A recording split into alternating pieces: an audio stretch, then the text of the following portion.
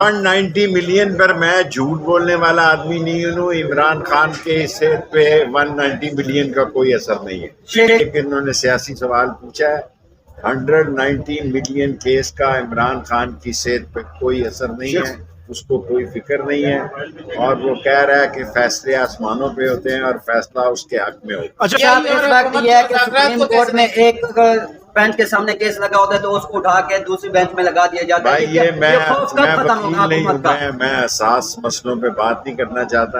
یہ شیخ صاحب میں پہلے بھی کہہ چکا ہوں کہ جب تک یہ جوڈیشل کمیشن کو نہیں مانگنے گے یہ مذاکرات ٹھس ہیں، 0/0 ہیں. ان مذاکرات کی کوئی حیثیت نہیں جب تک کہ یہ جوڈیشل کمیشن کو نہیں مانیں گے.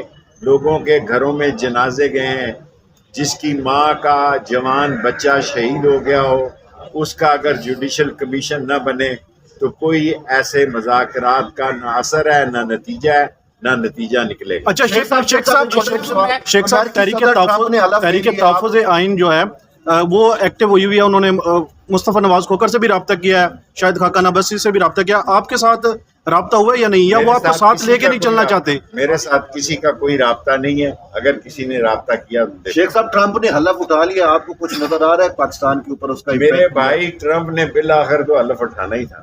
اوورسیز پاکستانیز کو ووٹ کا حق دینے کے لیے سردار رازق صاحب ریٹ پٹیشن میں پیش ہوئے.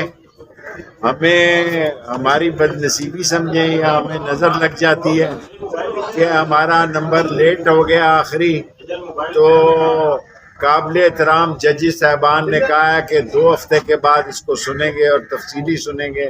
اور یہ بڑا اہم کیس ہے اور الیکشن سے پہلے اوورسیز پاکستانیز کے ووٹ کا حق کا فیصلہ ہوگا.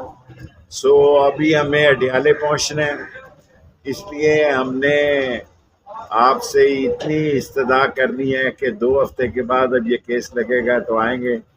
اور ایک کیس ہمارا اور ہے یہاں پہ، ہمیں فرد جرم عائد کے خلاف ہم نے اپیل کی ہوئی ہے، وہ کب لگتی ہے اس کا فیصلہ بھی ابھی کچھ نہیں معلوم. اللہ بہتر کرے گا انشاءاللہ. ہوتا وہی ہے جو اللہ کو منظور ہوتا ہے، باقی سب باتیں